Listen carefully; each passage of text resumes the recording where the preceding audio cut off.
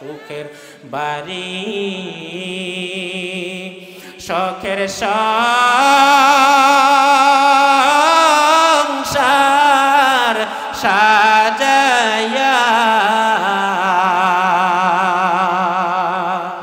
কখন জানি যাইতে হবে এসব ছাড়িয়া কখন জানি যাইতে হবে এসব ছাড়িয়া প্রাণ পাখি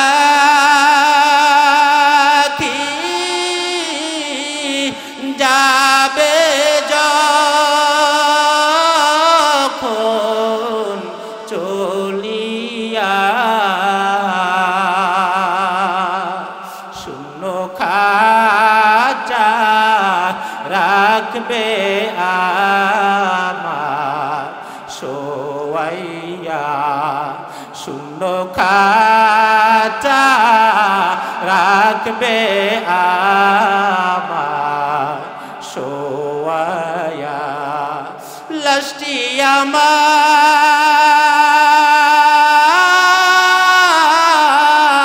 থাকবে পড়ে বাড়ির আঙ্গিনায় ছেলে মেয়ে কাঁদবে সবাই আমি না থাকায় আপন জনায় কাঁদবে সবাই আমি না থাকায় বড়ই পাতার গরম পানির গোসল করাইয়া চিরতরে বিদায় দিবে কাফন পরাইয়া আল্লাহ রাব্বুল আলামিন এই পৃথিবীতে 18,000 কম বেশ মাখলুকাত সৃষ্টি করেছেন এর মধ্যে আমরা একটা মাখলুকাত মানুষ এখন আপনি চিন্তা করেন মানুষের তো চিন্তা করা উচিত কারণ আল্লাহ কি বলেছেন তাফাক্কারু ফি খালকিল্লাহ তোমরা চিন্তা করো গবেষণা করো কি চিন্তা যে আমি মানুষ আল্লাহ তো আরো অনেক মাখলুকাত বানাইছেন গরু বানাইছে ছাগল বানাইছে কুকুর বানাইছে ভেড়া কত মাখলুকাত আল্লাহ রাব্বুল আলামিন যদি ইচ্ছা করতেন তিনি যদি চাইতেন আমাদেরকে মানুষ না বানাইয়া একটা কুকুর বানাইতে পারতে কি পারতো না সবাই জোরে বলেন পারতেন কি পারতেন না একটা গরু বানাইলে পারতেন কি পারতেন না কিন্তু গরু বানান নাই কুকুর বানান নাই অন্য কোনো মাখলুকাত বানান নাই আল্লাহ রাব্বুল আলামিন এবং এই যে মানুষ বানাইছেন আমরা কি আল্লাহর কাছে কোনোদিন চাইছি যে আল্লাহ আমাদেরকে মানুষ বানান কথা বলেন জোরে বলছি বিনা চাওয়ায় বিনা দরখাস্তে আল্লাহ এত মাখলুকাত বানাইছেন সেই মাখলুকাতের ভিতর থেকে যাচাই করে আপনার আমার রূহটাকে আল্লাহ রাব্বুল আলামিন মানুষের রূহের ভিতরে ঢুকাইয়ে দিয়েছে এর থেকে শ্রেষ্ঠ নিয়ামত আর কি চাইতে থাকতে পারে আমাদের জন্য বলে এই হলে আমাদের এক নম্বর নিয়ামত যে আল্লাহ আমাদেরকে মানুষ করে সৃষ্টি করেছেন সকলে জোরে বলি আলহামদুলিল্লাহ দ্বিতীয় নম্বর নিয়ামত আল্লাহ রাব্বুল আলামিন মানুষ বানানোর পরে মানুষদেরকে বিভিন্ন গোত্রে বিভিন্ন শ্রেণীতে দুনিয়ার ভিতরে প্রেরণ করেছেন হিন্দু বৌদ্ধ খ্রিস্টান কত জাতিতে আল্লাহ পাক পরিণত করেছেন এই সব কিছুর মধ্যে থেকে আবার আমাদেরকে আল্লাহ রাব্বুল আলামিন জান্নাতি জাতি মুসলমান হিসেবে পাঠিয়েছেন মুসলমান কাকে বলে আল্লাহ রাব্বুল আলামিন যেই ধর্ম আমাদের জন্য নির্ধারণ করেছেন সেই ধর্মের মধ্যে আল্লাহ পাক যাদেরকে পাঠিয়েছেন সেই ধর্মের অনুসারী বানাইয়ে তাদেরকে মুসলমান বলে এটা হলো প্রাথমিক সংজ্ঞা মুসলমানের সঙ্গে এতটুকুতেই শেষ না মুসলমানের সংজ্ঞা আরো অনেক ব্যাপক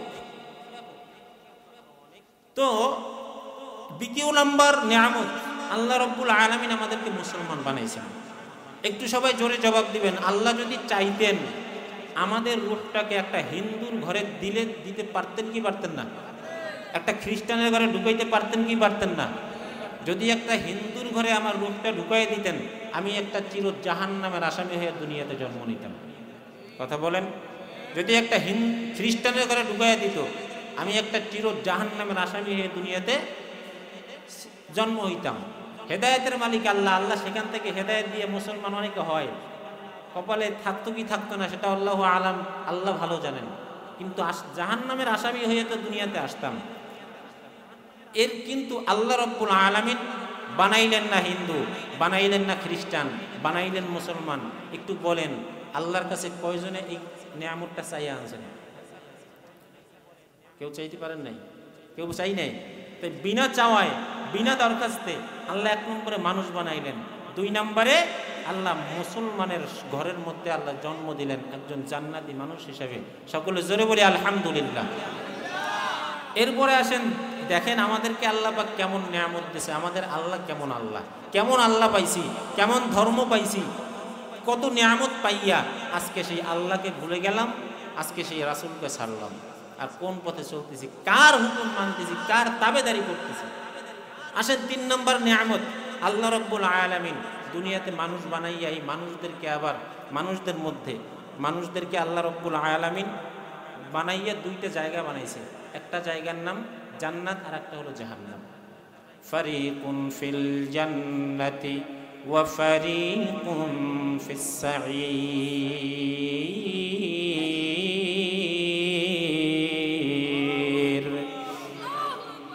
যেহেতু আল্লাহু আকবার বলছেন, আর একটু জোরে বলেন আল্লাহু আকবার, আর একটু জোরে বলি আল্লাহু আকবার। এদেশে আল্লাহু আকবারের নামে সূর্য ওঠে, এদেশে আল্লাহু আকবারের সুরে সূর্য ডোবে। ঠিক নেই? ফজর শুরু হয় কি দিয়ে? আল্লাহু আকবারের ধ্বনি দিয়ে। আবার সন্ধ্যা হয় কি দিয়ে? কথা জোরে বলেন। আল্লাহু আকবার বললে গুনাহ হবে? তাহলে জোরে জোরে জোরে বলবেন আল্লাহর নাম বলে। এদেশে আল্লাহু আকবারের সুরে সূর্য ওঠে, এদেশে আল্লাহু আকবারের সুরে সূর্য ডোবে। এদেশে মাল্লা মাঝি কিষান মজুর সবার ঠোঁটে শোনো রে লা ইলাহা ইল্লাল্লাহর জিকির ওঠে। এদেশে মাল্লা মাঝি কিষান মজুর সবার ঠোঁটে শোনো রে লা ইলাহা ইল্লাল্লাহর জিকির ওঠে। ইমানের তপ্ত আগুন জ্বলছে সবার বুকে বুকে, ইমানের তপ্ত আগুন জ্বলছে সবার বুকে বুকে। সে আগুন দেশ হতে দেশ দেশান্তরে জ্বালতে হবে। ঠিক কিনা? আল্লাহু আকবারের ধ্বনি দেশ হতে দেশান্তরে জ্বালতে হবে না? এই আল্লাহু আকবার এক জাতি আমাদেরকে বুঝাইতো, এই আল্লাহু আকবার স্লোগান দিলেই বলতো এই আল্লাহু আকবার জামাত ইসলামের স্লোগান। কইতো কি কয় নাই? যদিও হেরা এখন দেশে নাই, হেরা ভাগছে, হেরা কি করছে? পলাইছে। আল্লাহু আকবারের স্লোগান দিলেই বলতে এরা জঙ্গি, এই স্লোগান জামাতের স্লোগান, এই স্লোগান অমুকের জঙ্গিবাদের স্লোগান। আচ্ছা আপনারা বলেন তো, আল্লাহু আকবার স্লোগান কি কারো বাপের স্লোগান, চরমনের ওয়ালাদের স্লোগান, সারসিনা ওয়ালাদের স্লোগান? আল্লাহু আকবার স্লোগান কার? আল্লাহর স্লোগান। দিবে কারা? হিন্দুরা দিবে? খ্রিস্টানরা দিবে? খালি চরমনেওয়ালারা দিবে? শুধু সারসিনাওয়ালারা? কারা দিবে? সমগ্র মুসলমানরা দিবে। তামাম পৃথিবীতে যত মুসলমান আছে সমস্ত মুসলমানরাই আল্লাহু আকবারের ধ্বনি দিবে। যেই আল্লাহু আকবারের ধ্বনির মাধ্যমে যুগে যুগে বেঈমানরা পরাজিত হয়েছে মুসলমানদের সামনে। শাহজালাল রহমাতুল্লাহি আলাইহির নাম শুনছেন না? বেঈমান গৌর গোবিন্দ যখন সিলেটের জমিনে আসছে শাহজালাল রহমাতুল্লাহ আলাইহি, মানুষ বলছে হুজুর আপনারা আইছেন কিসের জন্য? জলদি ভাগেন, কারণ এখানে গৌর গোবিন্দ মুসলমানদের উপর নির্যাতন করে, আর আপনারা হুজুর আপনাদেরকে যদি দেখে খবর আছে। বলে না আমরা তো ভাগতে আসি নাই, আমরা আসছি ইসলামের দাওয়াত নিয়া, ইসলামকে সুপ্রতিষ্ঠিত করার জন্য। বলে আপনারা কেমনে ইসলাম প্রতিষ্ঠা করবেন? রাজা গৌর গোবিন্দের সাথে তো আপনারা পারবেন না, এই কয়জন মানুষ মাত্র আপনারা কেমনে পারবেন? বলে আমাদের পারার জন্য সংখ্যার দরকার নাই, আমাদের পারার জন্য কয়েকজন ঈমানওয়ালা মুসলমানের দরকার। কথা বলেন না কেন? সেই শাহজালাল রহমাতুল্লাহি আলাইহি আল্লাহু আকবারের ধ্বনি এমন ভাবে দিয়েছিলেন, সিলেটের জমিন এমন ভাবে প্রকম্পিত হয়েছে, যুদ্ধ করা লাগে নাই, তরবারি লাগে নাই, শুধু এই আল্লাহু আকবারের ধ্বনি শুনে বেঈমান গৌর গোবিন্দ সামনা দিয়াও না পিছনের দরজা থেকে পালাতে বাধ্য হয়েছে। যেমনি ভাবে পালাইছে বাংলাদেশের 16 বছরের প্রাইম মিনিস্টার শেখ হাসিনা, পিছন দিয়ে পালাইছে। কথা বলেন না কারো? ভয় করেনি আপনাকে? ডর আছে? এই দেশ মুসলমানদের আবাদ করা দেশ। মুসলমানরা এদেশে বড় গলায় কথা বলবে, কোনো বেঈমানদের দালালরা এদেশে মুসলমানদের উপরে বড় গলায় কথা বলতে পারবে? জোরে বলেন, পারবে? তো বলেছিলাম যে দেখেন, আল্লাহ রাব্বুল আলামিন মানুষদেরকে বিভিন্ন শ্রেণীতে বিভক্ত করে পাঠিয়েছেন। আল্লাহ চাইলে আপনাকে আমাকে হিন্দুর ঘরে পাঠাইতে পারতেন, পাঠান নাই। আল্লাহ দয়া করে মায়া করে আপনাকে আমাকে মুসলমান বানাইয়া পাঠাইলেন। এরপরে আল্লাহ রাব্বুল আলামিন দুইটা স্থান বানাইলেন, একটা জান্নাত আর একটা জাহান্নাম। আল্লাহ রাব্বুল আলামিন মানুষ বানাইয়া দুনিয়ার মধ্যে পাঠাইয়া আল্লাহ বললেন, ও মানুষ, আমি তোমাদেরকে দুইটা ভাগে ভাগ করব। একটা দল মানুষ যাবে জান্নাতে, আর একটা দল মানুষ যাবে জাহান্নামে। কারা জান্নাতে যাবে কারা জাহান্নামে যাবে বুঝাবার চিনাবার জন্য আল্লাহ রাব্বুল আলামিন যুগে যুগে অসংখ্য অগণিত পয়গম্বর নিযুক্ত করেছেন। কথা বলেন না কেন? পয়গম্বর আদম, আমাদের আদি পিতা হযরতে আদম আলাইহিস সালাম থেকে শুরু করে আমাদের পয়গম্বর জনাবে মুহাম্মদুর রাসূলুল্লাহ সাল্লাল্লাহু আলাইহি ওয়াসাল্লাম পর্যন্ত 1,24,000 মতান্তরে 2,24,000 পয়গম্বর দুনিয়ায় প্রেরণ করেছেন। আল্লাহ রাব্বুল আলামিন এই 1,24,000 পয়গম্বরের মধ্যে আবার শ্রেষ্ঠ পয়গম্বর হিসেবে ঘোষণা করেছেন মুহাম্মদুর রাসূলুল্লাহ সাল্লাল্লাহু আলাইহি ওয়াসাল্লামের নাম। শ্রেষ্ঠ পয়গম্বরের নাম কি? আল্লাহ রাব্বুল আলামিন আমাদের পয়গম্বরকে তার বাড়িতে মেহমান বানাইয়া মেরাজে নিয়ে গেলেন। মেরাজে যাওয়ার পথে আল্লাহ রাব্বুল আলামিন জিবরাইলের মাধ্যমে বুরাকে চড়াইয়া আল্লাহর বাড়ি দাওয়াত দিলেন, আমার বাড়িতে নিয়ে আসো। পথিমধ্যে বাইতুল মাকদিস সেখানে গিয়ে অবতরণ করলেন।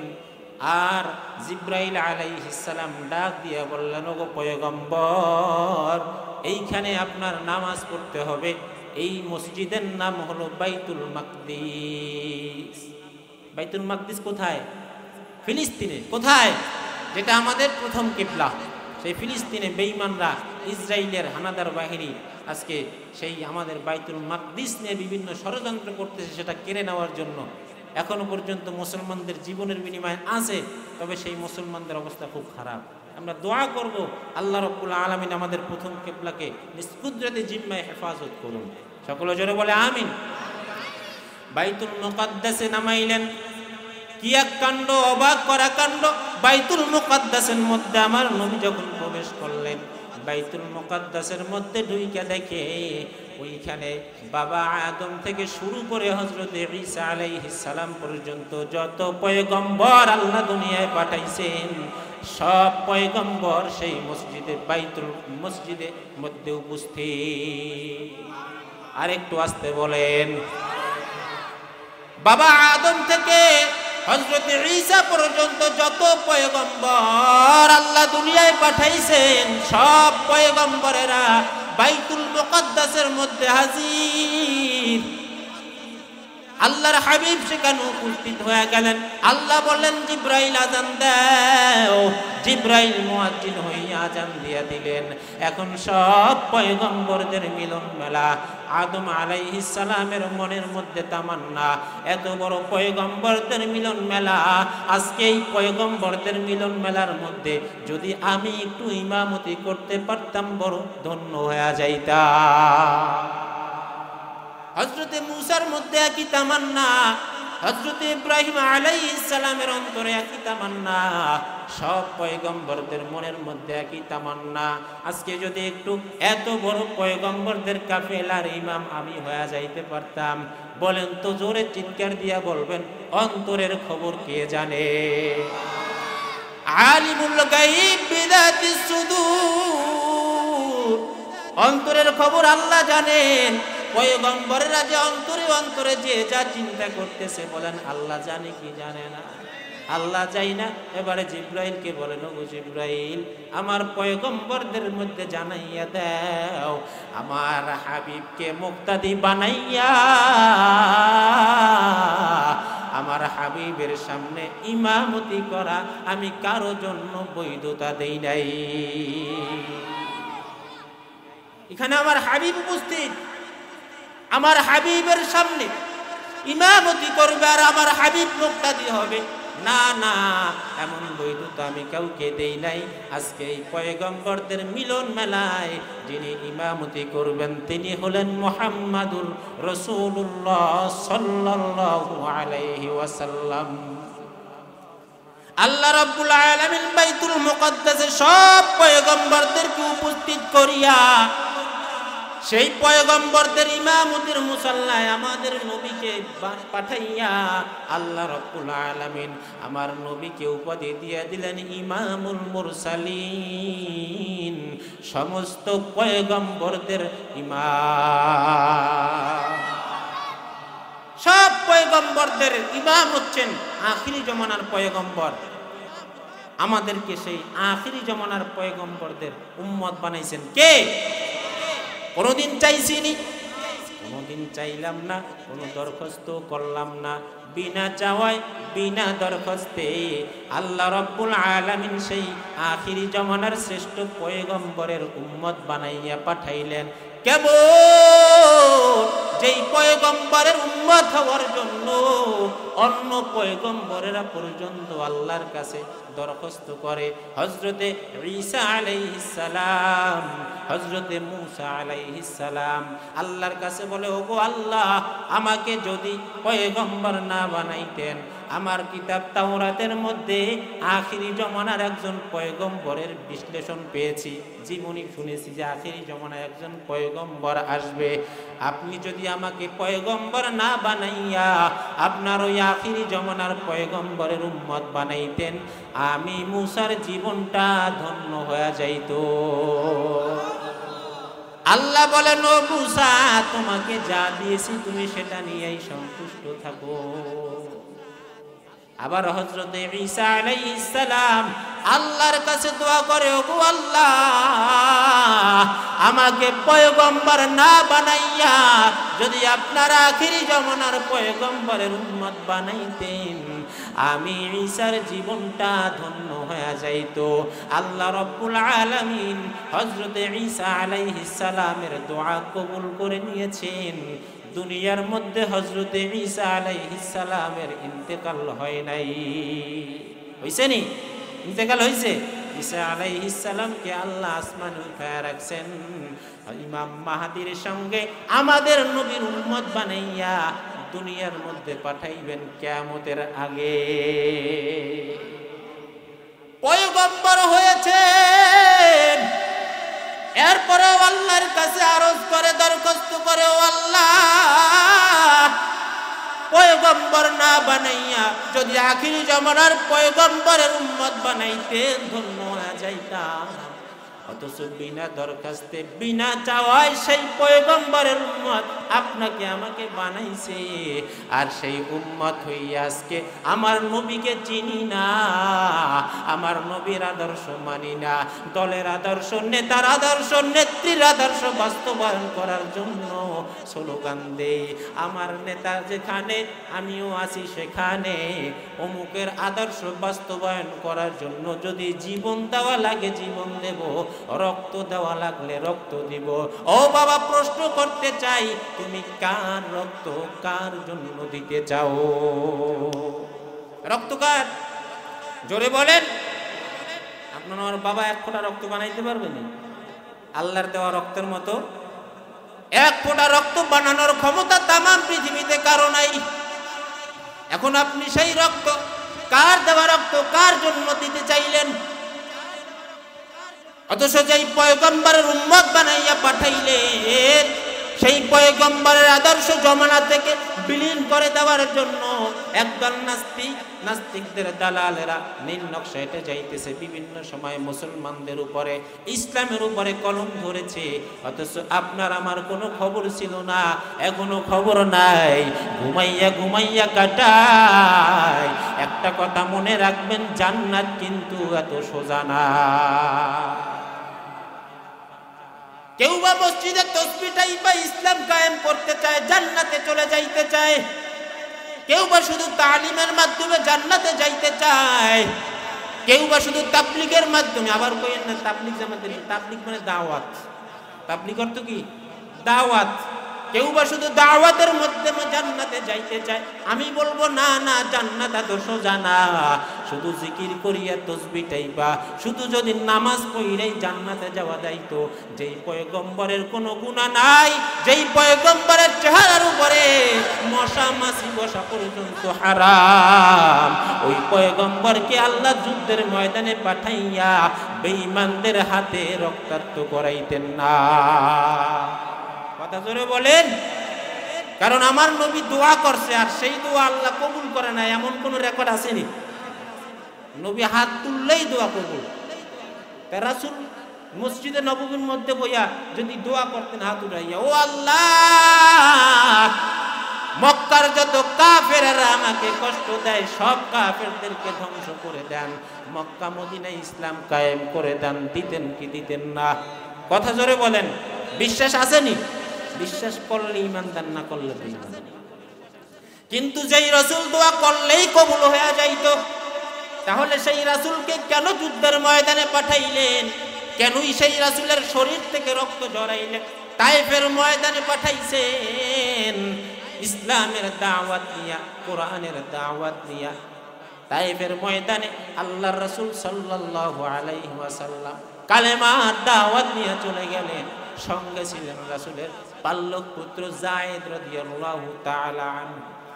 যখন তায়েফের ময়দানে গেছে, তায়েফের ময়দানের কাফেরেরা ছোট্ট ছোট্ট বাচ্চাগুলোকে দিয়া ডাক দিয়া বলে, রে বাচ্চারা দেখ তাকাইয়া, ওই যে মক্কা থেকে একটা পাগল আমাদের দেশে, আমাদের এলাকায় ঢুকেছে, যা যা ওই পাগল জানো আমাদের এলাকায় না ঢুকতে পারে, পাথর মাইরা পাগলটারে তারাইয়া দে। বলেন নাউজুবিল্লাহ। ছোট্ট ছোট্ট বাচ্চাগুলো আমার নবীরে চেনে না। যখন ওই তায়েফের বেঈমানেরা বলেছে পাথর হাতে নিয়ে ছোট্ট ছোট্ট বাচ্চাগুলো দেখেন, ছোট ছোট বাচ্চারা যদি কোনো পাগল টাগল দেখে ওরা কিন্তু খুব আনন্দের সাথে চেতায়। আমাদের আছে না, আচ্ছা তাই খুব মজা পায়। ছোট বাচ্চারা ওরা তো বুঝে না, একটা ঢিল মারে, একটা খোঁচা দেয়, এভাবে করে ওই ছোট্ট বাচ্চাগুলোকে বুঝাইছে একটা পাগল আইছে। বাচ্চাগুলো আমার নবীকে চেনে না, পাথরগুলো হাতে নিয়া আমার নবীর সামনে যাইয়া বৃষ্টির মতো পাথরগুলো আমার নবীর গায়ে মারা শুরু করেছে। যখন বাচ্চারা পাথরগুলো মারা শুরু করেছে, পাথরগুলো বড় ধারালো ছিল, আমার নবীর শরীরের মধ্যে পাথরগুলো পইরা শুরু করছে। তাই না, পাথরগুলো আমার নবীর চামড়া ভেদ কইরা চামড়ার মধ্যে ঢুইকে ঢুইকে পড়েছে। একবার নয়, দুইবার নয়, ওই দিন তায়েফের ময়দানে আমার আপনার নবী তিনবার জমিনের মধ্যে বেহুশ হইয়া পড়ে গেছে। তৃতীয়বার যখন বেহুশ হয়ে পড়ে গেছে, রাসূলের সফর সঙ্গী যায়েদ রাদিয়াল্লাহু আনহু রাসূলকে আবদাল দিয়া ডাক দিয়া বলে, রে বাচ্চারা, তোরা কার গায়ে পাথর মারো জানোনি? জানতি আমার নবীর গায়ে পাথর মারতি না। তবে বাচ্চারা শুনে নে, এমন একটা দিন আসবে এই যেই নবীরে আবার তোরাই এখানে ইস্তেকবাল জানানোর জন্য পাগল পারা হয়ে যাবি। সুবহানাল্লাহ। না জোরে বলেন। যেই নবী রক্ত ঝরাইছেন তার ছেলের জন্য, কথা বলেন, জোরে বলেন, তার স্ত্রীকে বাঁচানোর জন্য, তা কিসের জন্য? ইসলামকে রক্ষা করার জন্য, ইসলামী হুকুমত কায়েম করার জন্য, কালেমার দাওয়াত দেওয়ার জন্য রক্ত ঝরাইছে। শুধু তায়েফের ময়দানে তাই না, উহুদের ময়দানে রাসূল রক্ত ঝরাইছেন। আমার রাসূলকে এই কালেমার দাওয়াত দিতে যাইয়া রাসূলকে যে কত অত্যাচার নির্যাতন সহ্য করতে হয়েছে আপনি আমি কল্পনাও করতে পারবো না। কি পরিমাণ নির্যাতন আমার রাসূলের উপরে চালাইছে। 40 বছর আমার নবী বড় ভালো। মক্কার কাফেররা আমার নবীকে উপাধি দিয়েছে আল আমিন, মানে কি? বিশ্বাসী। এই সন্তানের মতো বিশ্বাসী সন্তান আমাদের জমানায় আর কেউ নাই। এর মতো আমানতদার বিশ্বাসী, এর মতো ভালো ছেলে আর কেউ নাই। 40 বছর পর্যন্ত মুহাম্মদ বড় ভালো। ওই মক্কার মধ্যে মুহাম্মদের মতো ভালো ছেলে আর কেউ নাই, ভালো মানুষ আর কেউ নাই, আমানতদার কেউ নাই, বিশ্বাসী সন্তানের কেউ নাই। উপাধিটা কারা দিয়েছে? জোরে বলেন। কাফেরেরা দিয়েছে। আবু লাহাব, উতবা সাহেব, আবু জাহাল, তারা দিয়েছে। যেই মুহাম্মাদের মতো ভালো মানুষ এই মক্কার নগরীতে আর কেউ নাই, যার কারণে তারা তাদের মূল্যবান সম্পদগুলো সব আমার নবীর কাছে আমানত রাখতেন। কারণ যেমনি আমানত রাখতো, ঠিক আবার যখন চাইতেন চাওয়া মাত্র যেইভাবে দিতেন সেইভাবে আবার ফেরত পাওয়া যাইতেন। আর আজকে আমার কাছে যদি কেউ আমানত দেয়, 2 দিন পর চাইলে কয় ভাই এটা তো খরচ করে লাইছি, মনে কয়দিন পর ওরে আল্লাহ হ্যাঁ আমার আমানত তুই এইটা উড়াইতে পারছে, এই জিনিস 6 মাস ঘুরতে করতে স্যান্ডেল 3 জোড়া শেষ। এই হইলে আমাকে মুসলমানদের আমানতদারি। কথা বলেন না কেন? অথচ আমাদের নবীর আমানতদারি কেমন ছিল? 40 বছর পর্যন্ত যেই নবীকে বলে এর মতো ভালো মানুষ আর কেউ নাই, 40 বছর পর যখন আমার নবীকে নবুয়তের ঘোষণা দিলেন আমার আল্লাহ, ঘোষণা দিয়েই বলেন গো পয়গম্বর, এখন আর এই হেরা পর্বতে ধ্যান করার সময় নাই, ধ্যান করার সুযোগ নাই, এখন আর এখানে ধ্যান করা যাবে না, এখন চলে যান কালেমার দাওয়াত নিয়া বেঈমানদের দরজায় চলে যান। নবী আমার দর দিয়েছে, প্রচন্ড জ্বর উঠে গেছে নবীর গায়ে। কারণ নবুয়তের যে ভার, সেই নবুয়তের ওজনে রাসূলের গায়ে জ্বর উঠে গেছে। রাসূল দৌড় দিয়েছে, দরজার বাহিরে গিয়া ডাক দিয়েছে, ওগো খাদিজা। খাদিজা রাদিয়াল্লাহু আনহা দরজা খুলে, রাসূল থরথর করে কাঁপতেছেন, প্রচন্ড জ্বর উঠে গেছে। বলে আমাকে একটু হানজা করিয়া ধরো। খাদিজা রাদিয়াল্লাহু আনহা আমার নবীকে কম্বল বা চাদর দিয়া ঢাইকা হানজা করিয়া ধরলেন। বলে আরো জোরে ধরো, আরো জোরে ধরলেন। আমার নবী একদিকে কাঁপতেছেন, আর একদিকে অঝর ধরে কান্না করতেছে।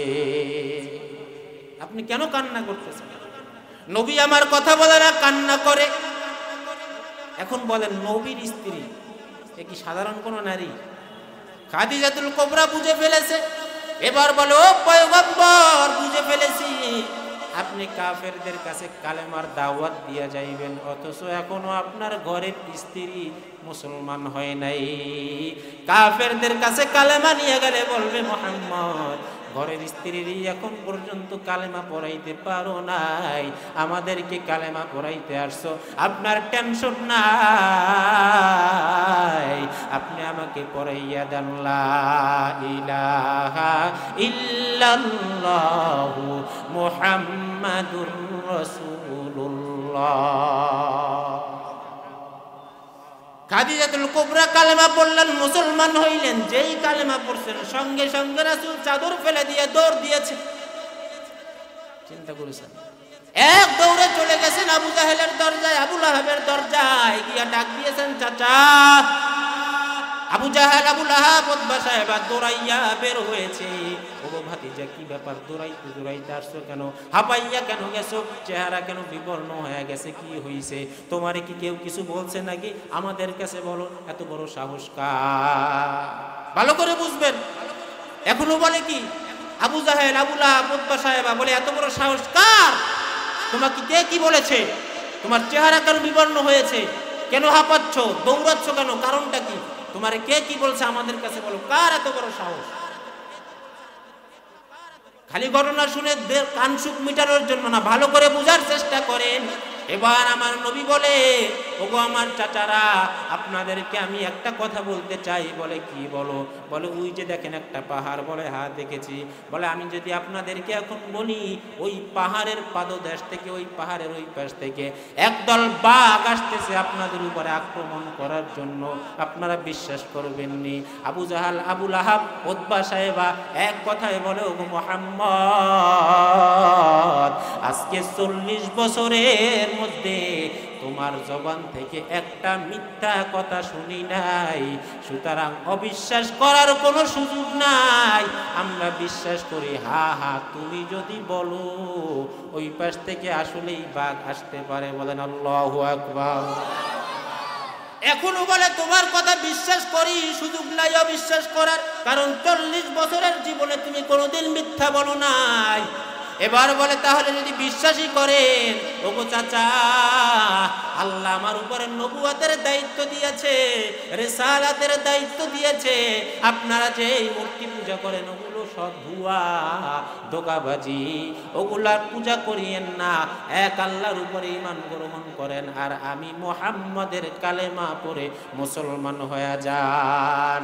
বলার সাথে সাথে আবু লাহাব এবার বলে, তাব্বাল্লাকা ইয়া মুহাম্মদ আলী হাযা জামাতানা। বলেন নাউযুবিল্লাহ। একটু আগেও যেই আবু লাহাব, যে আবু জাহাল আমার নবীকে বলে তুমি জীবনে মিথ্যা কথা বলো নাই, তোমার কথা বিশ্বাস করার সুযোগ নাই, যেই না কালেমার দাওয়াত দিয়েছে, যেই না আল্লাহর উপর ঈমান আনার কথা বলেছে, যেই না মূর্তি পূজা ছাড়তে বলেছে, আবু লাহাব ডাক দিয়া বলে, তাব্বাল্লাকা ইয়া মুহাম্মদ, এজন্যই কি তুমি আমাদেরকে ডাকছো? তাব্বাল্লাকা ইয়া মুহাম্মদ, হে মুহাম্মদ তুই ধ্বংস হ। বলেন নাউযুবিল্লাহ, জোরে বলেন নাউযুবিল্লাহ। আলী হাযা জামাতানা, এই জন্য কি তুই আমাদেরকে ডাকছো? এই কথা বলার জন্য। একটু আগে আমার নবী এখনো যারা বিশ্বাস করে, ভালোবাসে, যেই না কালেমার দাওয়াত দিয়েছে, অমনি আমার নবীর উপরে বদদুয়া শুরু হয়ে গেছে। 40 বছর পর্যন্ত বদদুয়া দেয় না, 40 বছর পর্যন্ত আমার নবীর কেউ খারাপ কয় না, 40 বছর পর্যন্ত আমার নবীর থেকে ভালো মানুষ আর কেউ নাই, আমার নবীর মতো সত্যবাদী আর কেউ নাই, আমার নবীর মতো আমানতদার ব্যক্তি আর কেউ নাই। যেই না 40 বছর পর কালেমার দাওয়াত দিয়েছেন, আল্লাহর উপরে ঈমান আনতে বলেছেন, মূর্তির বিরুদ্ধে কথা বলেছেন, অমনি আমার নবী খারাপ হয়ে গেছে। এই থেকে আমার নবীর উপরে নির্যাতন শুরু হয়ে গেছে। আর আবু লাহাব, আমার নবী যে দুনিয়াতে আসছেন, এই দুনিয়াতে আসায় সবাই বড় খুশি হইয়া আমার নবীকে ভালোবাসেন। এখন বোঝা গেল বর্তমান জমানায়ও শুধু নবীর ভালোবাসার স্লোগান দিয়া বিভিন্ন সময়ে যখন রাসূলকে গালি দেওয়া হইতো, ইসলামের বিরুদ্ধে কথা বলে, সেখানে যায় না, শুধু মিলাদ পড়িয়া দুরূদ পড়িয়া মসজিদে আয়েশা ওই আশুরার দিন, মিলাদুন নবীর দিন, এবার আয়েশা খিচুড়ি খাইয়া বাড়ি যাইয়া ঘুমায়। বুঝবেন এদের ভালোবাসা ওই আবু লাহাব আবু জাহালের মতো, আসলে আমার নবীর প্রকৃত ভালোবাসা না। প্রকৃত ভালোবাসা, এজন্য আমার নবীর আদর্শ, আমার নবীর আদর্শ নিজের ভিতরে তৈরি করা লাগবে। আমার নবীর আদর্শ যতক্ষণ পর্যন্ত ধারণ না করতে পারবো, ততক্ষণ পর্যন্ত প্রকৃত মুমিন মুসলমান হইয়া আমরা কবরে যাইতে পারবো না। আমি শুরুতে বলেছিলাম, বাবা আমরা সবাই কোথার যাত্রী? সবাই জোরে বলেন। চিন্তা করতে হবে, কোথা থেকে আসলাম, কোথায় এসেছি, কোথায় ছিলাম, আবার কোথায় রওনা দিতেছি।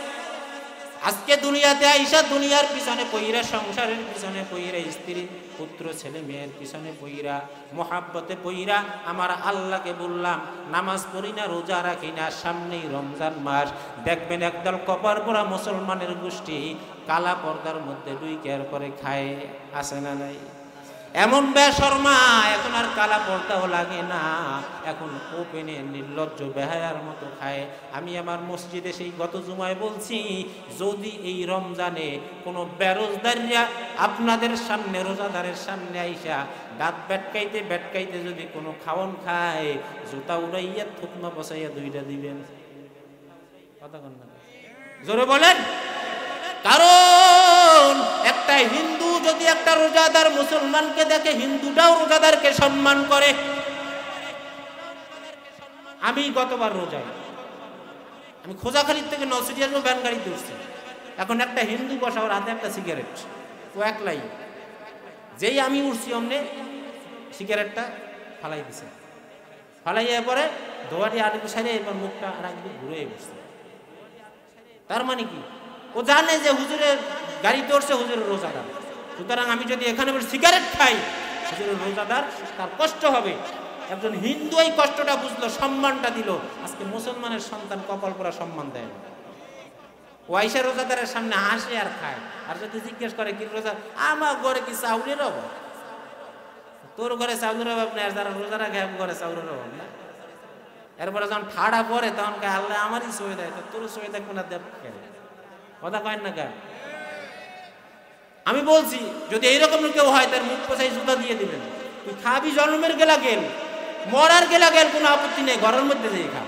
রোজাদারের সামনে বিয়ে খাস কিসের জন্য? কথা বলেন ঠিক কিনা? তুই রাখবি না, বেশ ভালো কথা, এই জন্য তুই রোজারের সম্মান করবি না।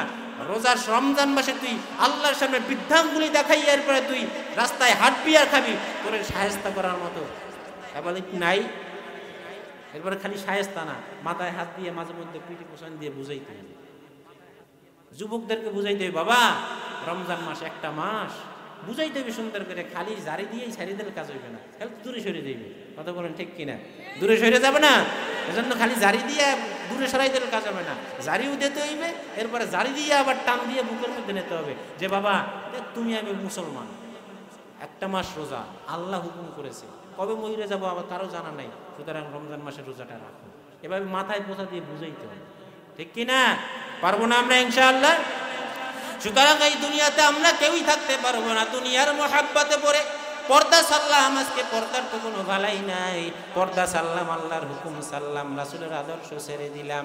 এ বাবা, এই পর্দার অন্তরালের মা, কোন দুনিয়ার পিছনে পড়লাম, কোন সংসারের পিছনে পড়লাম, কোন ছেলে মেয়ে স্ত্রীর পিছনে পড়িয়া আজকে আল্লাহর হুকুম ছেড়ে দিলাম, আমার রাসূলের তরিকা ছেড়ে দিলাম। আসলে চিরতরে একদিন চক্ষু দুইটা বন্ধ করে দেখেন, যেই দুনিয়ার পিছনে পড়েছি, যেই টাকা পয়সা ধন সম্পদ ক্ষমতার পিছনে দৌড়াইতেছি, আসলে এই কোনো কিছুই আপনার আমার আপন না। সুখের বাড়ি শখের সংসার সাজাইয়া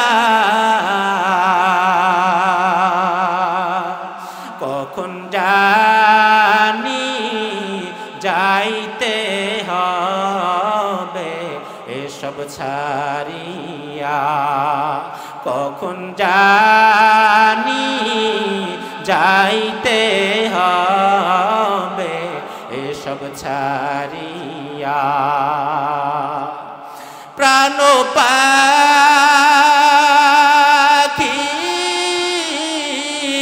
যাবে যখন চলিয়া,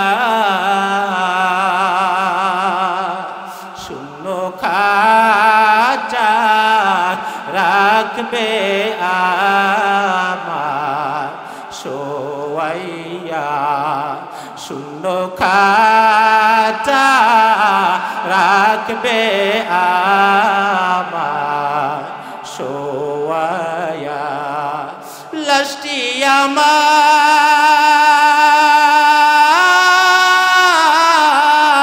থাকবে পড়ে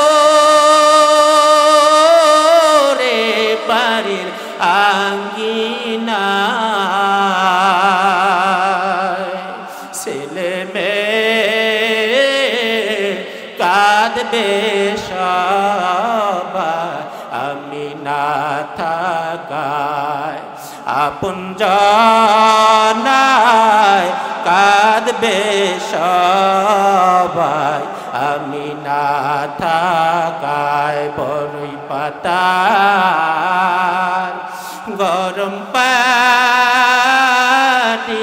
গোসল করাইয়া চিরতরে বিদায় দিবে কাফন পরাইয়া।